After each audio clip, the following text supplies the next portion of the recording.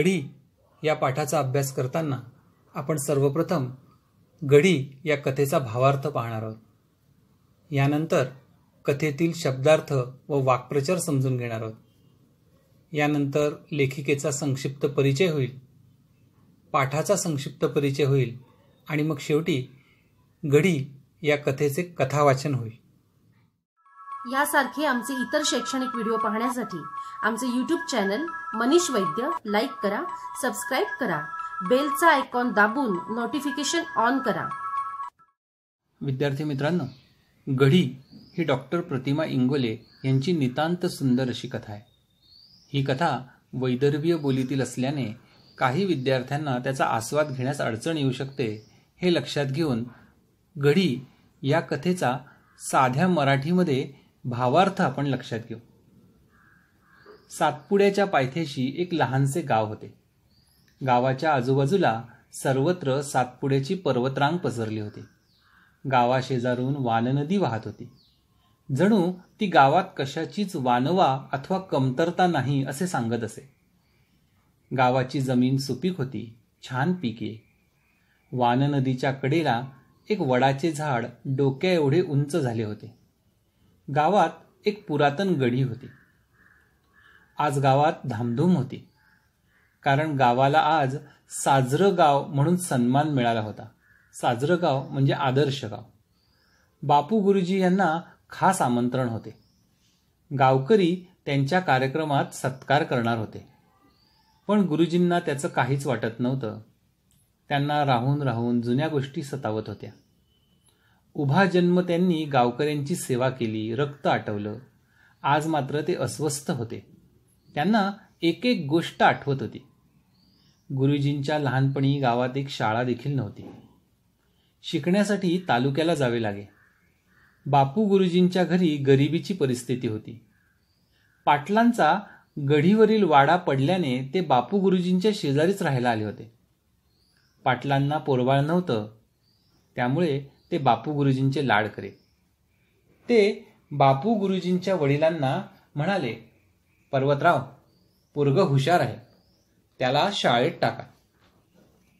पाटील नुसते म्हणालेच नाहीत, तर त्यांच्या मदतीने बापू गुरुजी तालुक्याला शिकण्यास गेले. त्या काळी गावात सर्वात जास्त शिकलेली व्यक्ती बापू गुरुजीच होती. मात्र इतर शिकलेल्या लोकांप्रमाणे शहरात नोकरी करण्यापेक्षा त्यांना गावाच्या विकासाची ओढ लागली.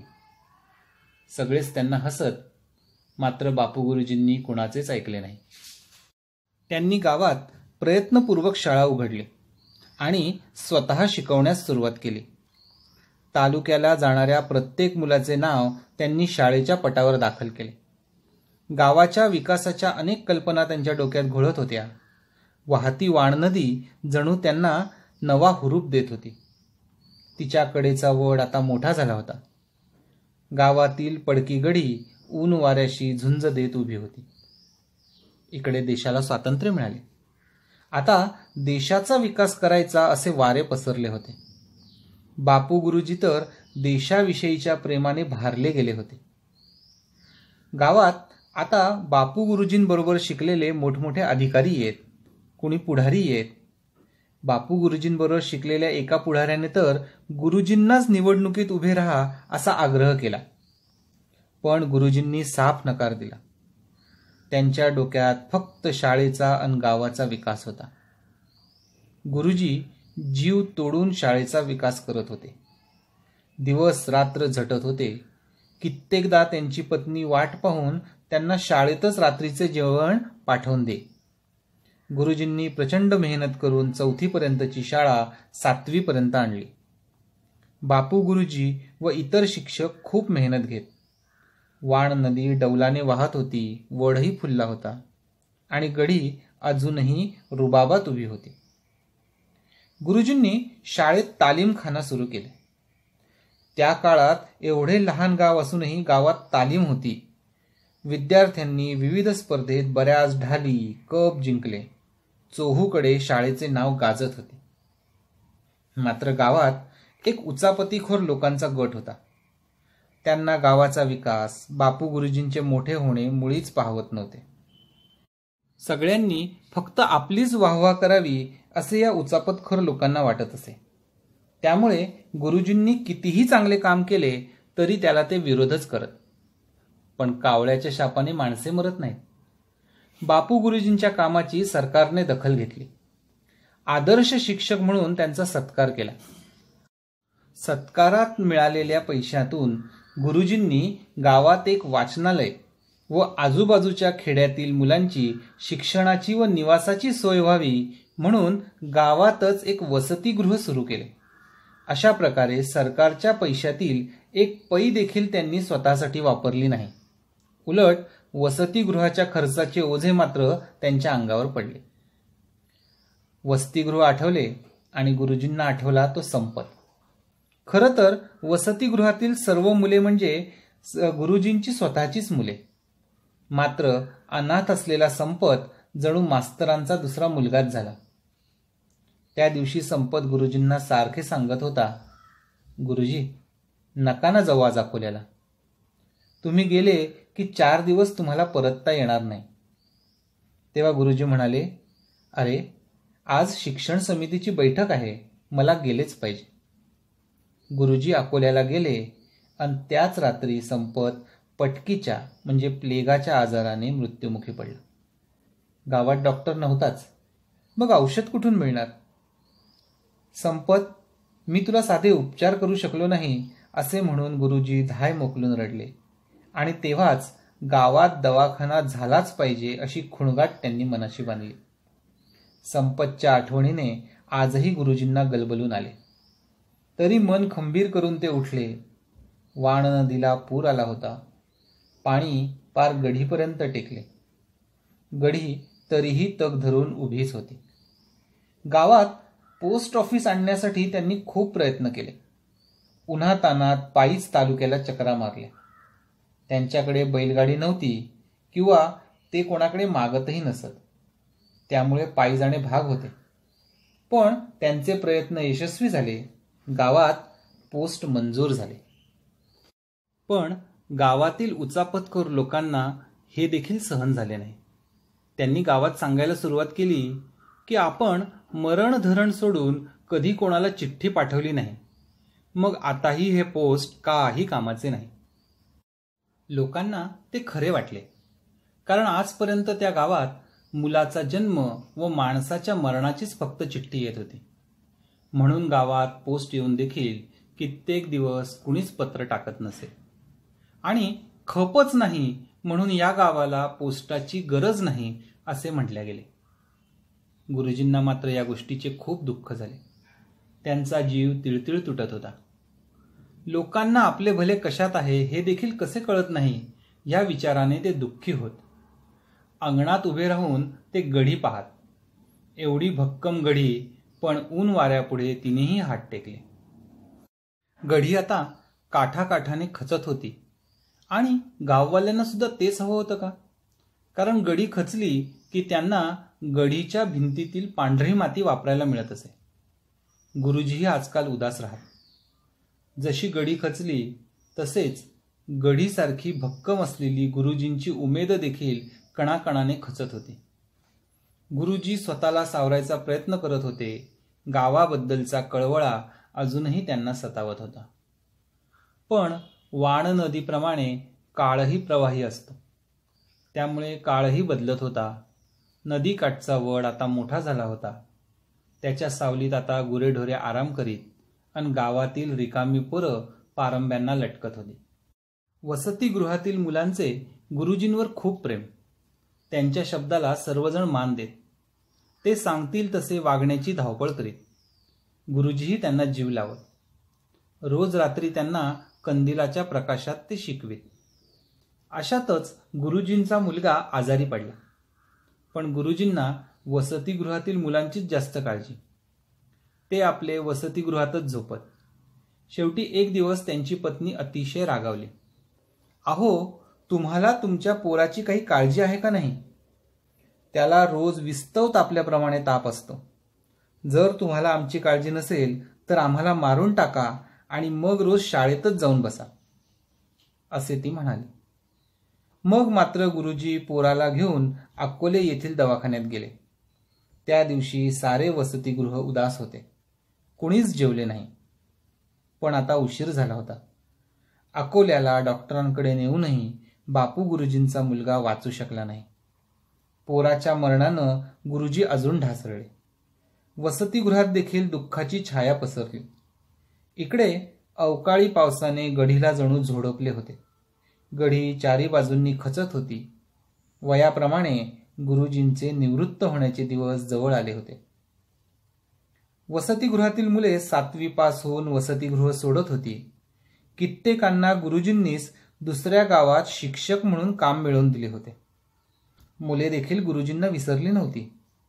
कित्येक जण अक्षय तृतीयेला नारळ घेऊन गुरुजींच्या पाया पडून आशीर्वाद घ्यायला येत असत. गुरुजीही त्यांची आस्थेने चौकशी करे. गुरुजींचा आशीर्वाद घेऊन नव्या उत्साहाने ही मुली परतत. जाता जाता गुरुजी, तुम्ही आमच्या गावाला जरूर या म्हणून ही मुले आग्रह करे. गावात डांबरी असा पक्का रस्ता होणार होता. पण लोकांना वाटे, आपल्याला कशाला हवा तो रस्ता? उगीचच गावातील शेतजमीन रस्त्यासाठी का वापरावी? त्यामुळे आपलेच पीक कमी होणार आहे. असेही इथे रोजच्या रोज कोण गावाला जाते? तेवढ्यासाठी इतक्या जमिनीचा सत्यानाश का करावा? फार झालं तर एखाद वेळेस माळेगावलाच तर कामासाठी जावे लागते, आणि ते देखील काही फार दूर नाही. गावातील उचापती लोकांच्या अशा कारवायांमुळे गावात येणारा विकासाचा पक्का रस्ता काही आला नाही. लहान गाव असूनही गावात हायस्कूल येणार होतं. पण गावातील लोकांचा विरोध आहे म्हटल्यावर ते दुसऱ्या गावाला दिलं गेलं. गावात दवाखाना देखील येणार होता, पण तोही गावाला नको होता. इकडे गुरुजींचे मन दुःखी झाले होते. अशी कशी ही माणसं? कुणी काहीही सांगते आणि हे लोक त्यावर भरोसा ठेवतात. आपले भले करणारा कोण व आपल्याला भडकवणारा कोण हे देखील यांना कसे कळत नाही? आणि हे उचापती लोक तरी असे उलट्या काळजाचे कसे? लोकांच्या साधेपणाचा हे फायदा घेतात. अशाने या लोकांचे कसे होईल? स्वातंत्र्यानंतर या लोकांच्या पदरात काहीच पडणार नाही. मग आपण आयुष्यभर काय केले? एकुलता एक मुलगा होता, तोही गेला. तो गेला त्याचे काही नाही, पण आता या लोकांचे कसे होणार? अजूनही गावाचे तेच हाल आहे. पावसाळ्यात गावाचा रस्ता बंद होत आहे. गावातील लोक आजारी पडल्यावर डॉक्टर नसल्याने औषध उपचाराशिवायच मृत्युमुखी पडत आहेत. गावातील पोरं 7वीच्या पुढे शिकतच नाहीत, कारण पुढे शिकायचे असल्यास त्यांना तालुक्याला जावे लागते. गावाची गडी आता दर पावसाळ्यात खचत होती, आणि तशीही माणसे उन्हाळ्यात गडीची माती खोदून घर सारवायला नेत होती. गडी आपली शेवटची झुंज देत होती.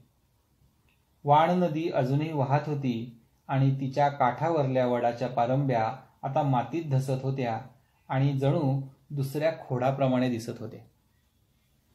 गडी मात्र पुरी खचली होती आणि वाण नदी उन्हाळ्यात कधी नव्हे ती सुकत होती.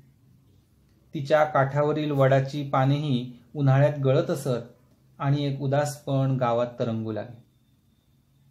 आता मात्र अजबच घडले. वाण नदीच्या पाण्याने आपले पात्रच बदलले. गारपिटीत उन्हाळा नसूनही वडाची पाने गळून पडत होती. गावातील गडी आता पुरीच खचली होती. गावातील पोरं आता शिकायला तालुक्याला जाऊ लागले होते. अजूनही पावसाळ्यात गाव इतर गावांपासून तुटत होते. गावात डॉक्टर नव्हताच. गावात कोणतीही सोय नाही या सबबीखाली नवी पिढी गाव सोडून शहरात राहायला जाऊ लागली होती. गावात आता सोसायटी आली. नवी पिढी आता करती झाली होती. झेडपीत गावाचे उमेदवार निवडून आले होते. त्यानेच गावातील रिपोर्ट वर नेला होता. गावातील दूध, भाजी, फळे आता शहरात विकले जाई. शहरातून भरभरून पैसा येत होता, तरीही हा पैसा पुरत मात्र नव्हता. गावातील जमीनही आता पहिल्यासारखे पीक देत नव्हती. आज गावाला आदर्श गावाचा मान मिळाला होता. गडी खचून आता तिच्या जागी एक मोठं पांढरं मैदान झालं होतं. याच मैदानात आजचा कार्यक्रम होता. नवीन पिढी धावधाव करत होती. लाऊडस्पीकर वाजत होता. वडाचं झाडही आता वाळत चाललं होतं आणि दर उन्हाळ्यात वाण नदी कोरडी पडत होती. कार्यक्रमाची वेळ झाली. दुःखी अंतकरणाने गुरुजींनी अंगावर कुडता चढवला. डोक्यावर टोपी घातली. गडव्यातील पाणी ग्लासात ओतून ते घटघट प्याले. तरीही त्यांचा घसा कोरडाच पडत राहिला. पाठीमागे हाताची घडी घालून गुरुजी तसेच निघाले दूर वावराकडे.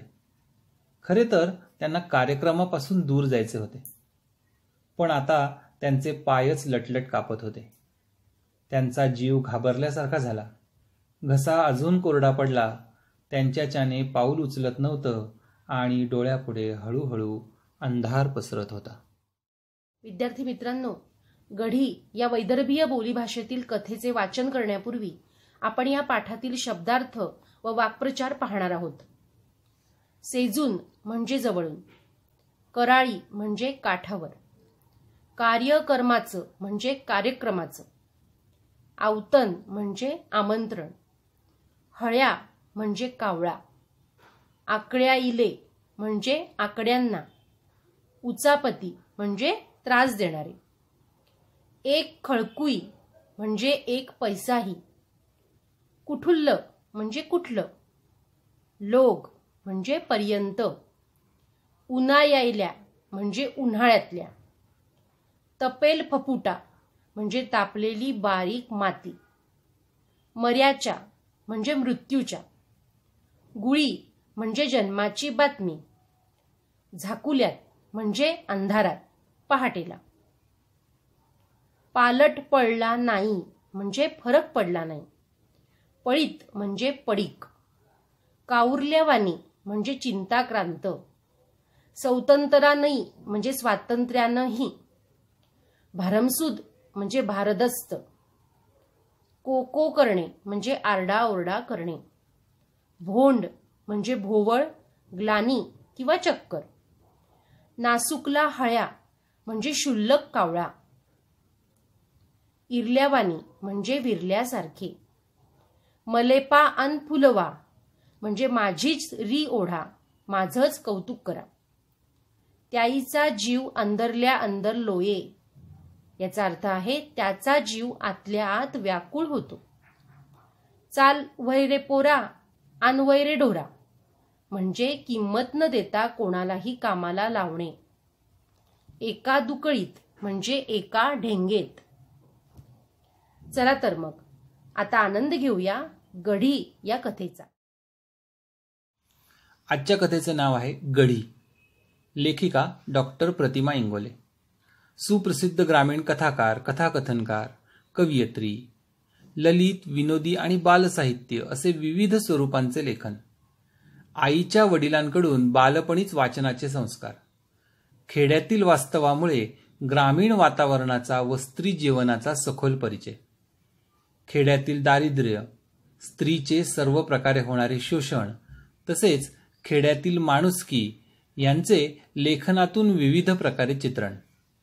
हजारी बेलपान, आकसिदीचे दाणे, सुगरणचा खोपा, जावयाचं पोर इत्यादी कथासंग्रहांमुळे ग्रामीण कथालेखिका म्हणून ख्याती. भुलाई हा कविता संग्रह, बुढाई ही कादंबरी, काही सामाजिक लेख व बालवाङ्मय पुस्तक रूपात प्रकाशित. अस्सल वैदर्भी बोलीचा प्रभावी वापर हे त्यांच्या लेखनाचे खास वैशिष्ट्य. आकसिदीचे दाणे या कथासंग्रहास महाराष्ट्र राज्य साहित्य पुरस्कार, त्याशिवाय अनेक पुरस्कार प्राप्त. आता गढी या कथेबद्दल थोडंसं. स्वातंत्र्यानंतरच्या विकासाच्या वाटेवरील गावगाड्यासमोरचे प्रश्न, ते सोडवण्यातील अडचणी आणि ग्राम सुधारणेसाठी निष्ठापूर्वक झटणारे बापू गुरुजींसारखे समाजसेवक यासंबंधीचे वर्णन गढी या वैदर्भी बोलीतील कथेत कशा प्रकारे आले आहे हे तुम्हाला अभ्यासता येणार आहे. बापू गुरुजी या प्रमुख पात्रासोबत गढी, वाननदी आणि वडाचे झाड यांच्या प्रतीकातून गावातील बरी वाईट स्थित्यंतरे कशा प्रकारे दर्शवली आहेत हेही अनुभवण्यासारखे आहे. कथेतील ग्रामीण वातावरण, प्रसंग, पात्रे इत्यादींचे वर्णन चित्रदर्शी शैलीत कसे केले आहे ते समजून घेतले तर कथेचे चांगल्या प्रकारे आकलन होऊ शकेल. सातपुड्याच्या दुपट्यावर ते लहानुलं गाव वसेल होतं. गाव भोवताल सातपुड्याची झालर होती.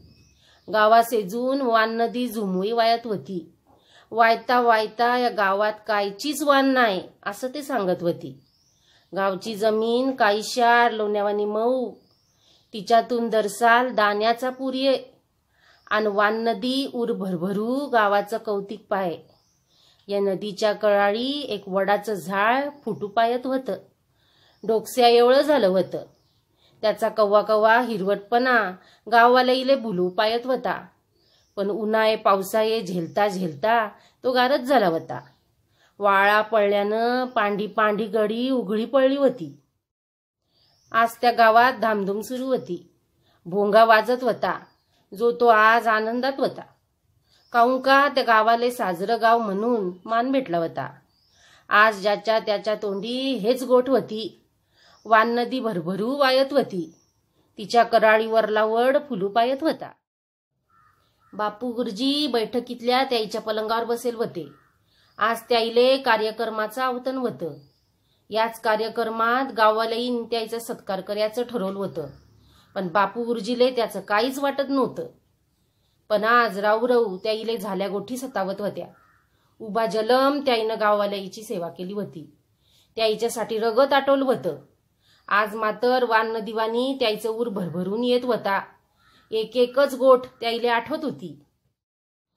बापू गुरुजीच्या लहानपणी गावात शाळा नव्हती. त्यानं गाववाल्याईले तालुक्याले शिकायला जा लागे. बापू गुरुजी तसे गरीबच. घरी तेल हाये तर मीठ नाही आणि मीठ हाये तर चटणी नाही हेच गत आहे. पाटलाचा गळीवरला वाळा पळाल्यानं ते बापू गुरुजीच्या शेजीच गळी खाली राहिले आले होते. पाटलाले पोटी संतान नव्हतं. त्यानं ते बापू गुरुजीचं लाळ करत. त्याईनंच बापू गुरुजीच्या बापाले म्हटलं होतं, परबतराव पोट्ट हुशार दिसते, त्याले शाईत टाका. पाटील चटणीवर तेल सापडत नाही गरीबाले आणि शाईचं खरंच कोण करील. अरे मी बसेल आव ना, तुले काय वाटलं, मी कोळच म्हणतो.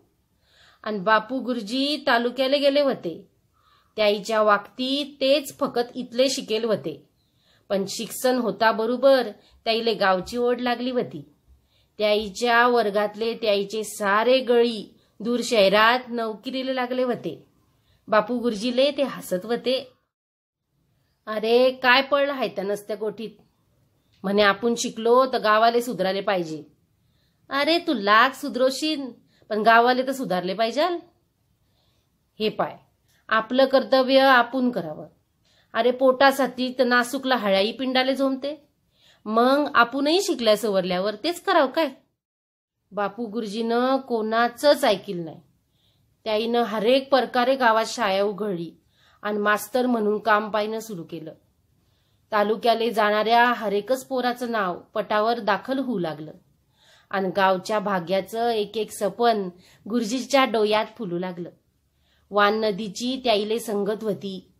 रोज त्याईले नदी हुरूप देत होती. या नदीनंच लहानपणी तिच्यात पोयता पोयताच त्याईले गावच्या कळवळ्याचं वान दिलं होतं. आता तिच्या कराळीचा वळ मोठा झाला होता. त्याले पारंब्या फुटू पायत होत्या आणि गावातली गढी उन्हाळ्या पावसाळ्याशी झुंजत होती. वावटई ठाण मांडून उभी राहत होती. आता देश स्वतंत्र झाला होता. जिकडे तिकडे आनंद होता. आता आपल्याले आपला विकास करा लागते असे जो तो सांगत होता. बापू गुरुजी देशाईशाईच्या पेरमानं भारून गेले होते. त्या आईच्या वर्गातले गळी आता मोठे मोठे साहेब झाले होते. कोणी कोणी पुढारी झाले होते. असाच त्याईचा एक पुढारी वैलगळी गावात आला होता. तो गुरुजीले विलेक्षणात उभा राहायचा आग्रह करत होता. पण गुरुजी ऐकत नव्हते. ते म्हणत, अरे माणसानं पहिले पाणी पावावं आणि मग पोवावं. पाखरानं पहिले पख पारखावं आणि मग उळावं. उगा मोठेपणाची हाव काय कामाची. आणि हे बी तर आपल्या देशाची सेवा हाय. आपण तर पक्क ठरवलं हाय कांदी लगीन शाईचं. आणि खरंच जीव वतून ते शाईचा इकास करत होते. राती आणि दिवसा कैपा ते आपले शाईतच. त्याईची लक्ष्मीच तर त्याईची वाट पाहू पाहू थकून जाय. सेल्या शेवटी शाईतच त्याईले शिदोरी धाळून दे आणि आपण जियाले बसे. अशा रात दिसाच्या मेहनतीनं 4थी लोक असणारी शाळा आता 7वी लोक झाली होती. सारे मास्तरही गुरुजी बरोबर राती बेराती शाळेत दिसत होते. वान नदीले कधीमधी येणारा पूर आता पटावरल्या आकळाईले आला होता. नदीच्या कराळीवरल्या वडाले पारंब्या फुटल्या होत्या. गडी गावामंदी शाननं उभी होती. गुरुजीनं शाहीद तालीमखाना बी सुरू केला होता. त्या जमान्यात त्याच गावात इथलं लहान असूनही तालीमखाना होता. तशी त्या गावच्या शाळेतल्या पोटाईची सर इलाकातल्या कोणच्याच शाळेला येत नव्हती. भक्कमच ढाली कप शाईनं जिथून आणले होते. त्यानं चौकळे त्याची शाया गाजत होती. गावातल्या उचापती माणसाईले पावत नव्हतं. मले पान फुलवा हे त्याचं धोरण होतं. नाही काही साधलं तर निदान जैताळेपणा करायला काय घोर आहे. कुठे गाळ कुठे उपळचे त्याचे धंदे सुरू होते. गुरुजीनं काय केलं का त्याला विरोध करायचाच. मग ते गोट किती काही साजरी असे ना हेच त्याईनं ठरवलं होतं. पण हाळ्याच्या सरपानं माणसं मरत नसतात. गुरुजीलाही चांगल्या गुरुजीचा मान भेटला आणि गुरुजीच्या कष्टाचं सरकारनं चीज केलं. त्या वागती सत्कारात भेटेल पैशाचं त्याईनं गावात वाचनालय सुरू केलं.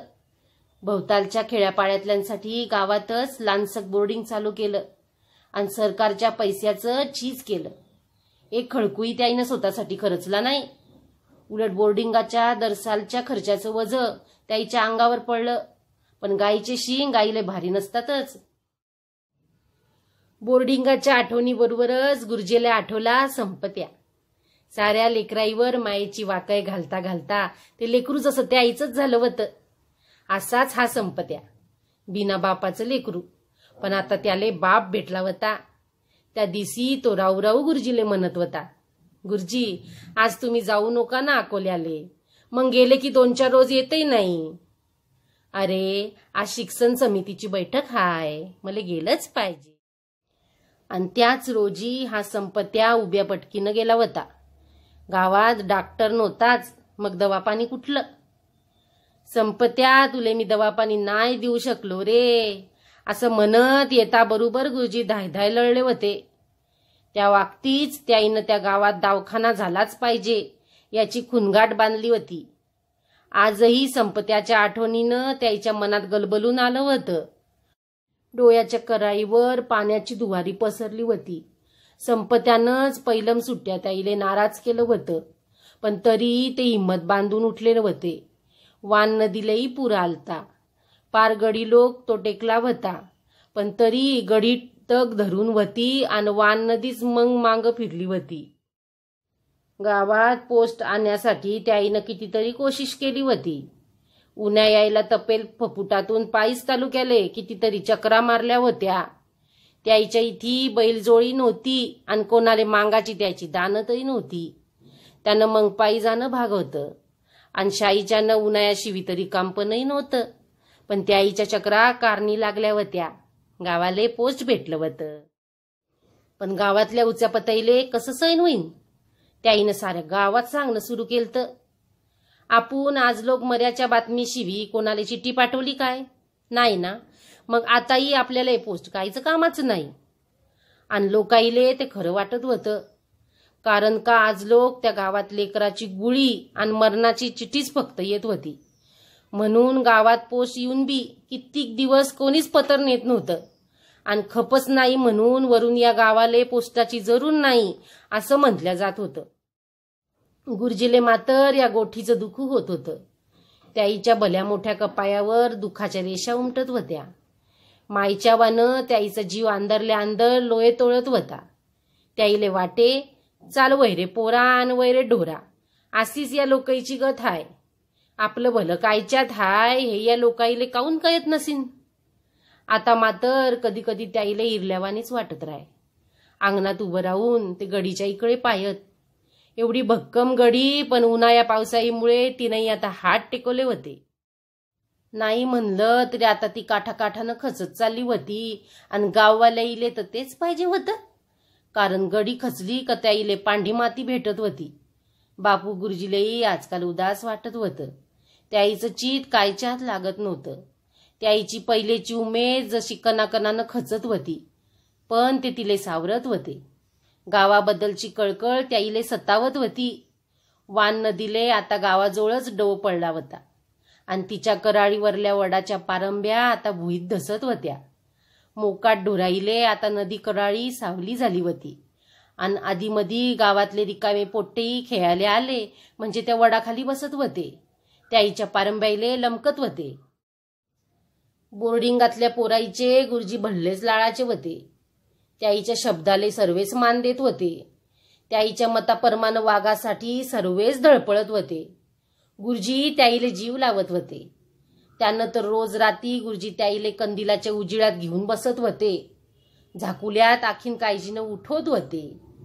अशातच गुरुजीचं पोरगं बिमार पडलं, पण गुरुजीले त्याच्या परस बोर्डिंगातल्या पोराईचीच ज्यादा काळजी. ते आपले बोर्डिंगातच जपत होते. एक दिवस आखीन लक्ष्मी तपली, अहो तुम्हाला पोराची काही काळजी हाय का नाही? रोज त्याला इस्त्यावानी ताप राहते आणि तसंच असीन तर आम्हाला घरवालाईले मारून टाका आणि मग बसा शाळेतच जाऊन. मग मातर गुरुजी पोरारे अकोल्याले डॉक्टरच्या इकडे घेऊन गेले. त्या दिवशी सारं बोर्डिंगच भकासलं होतं. बोर्डिंगात कोणीच जेवलं नव्हतं. रातचे पाखरं मुके होता तसे सारे पोर गिपचिप झाले होतं. पण आता उशीर झालता. गुरुजीच्या पोराले अकोल्याले नेल्यानं काहीच पालट पडला नाही आणि पोराच्या मरणानं आखीन एक डाव गुरुजी हादरले होते. ओघळणाऱ्या डोळ्याईले सावरू पायत होते. बोर्डिंगातले पोरं त्यांना आखीनच भेदरले होते. एकमेकाईच्या गळ्यात गळे घालू घालू ते लढत होते. अवकानी पाण्यानं गडीलेही झोडलं होतं आणि चव भूताल ते खचत चालली होती. गुरुजीचे नोकरीहून दूर होयाचे दिवस आता जोड येत होते. बोर्डिंगातले पोरं 7वी पास होऊन बोर्डिंग सोडत होते. काही काहीले तर गुरुजीनंच मास्तर म्हणून दुसऱ्या गावाला लावून दिलं होतं.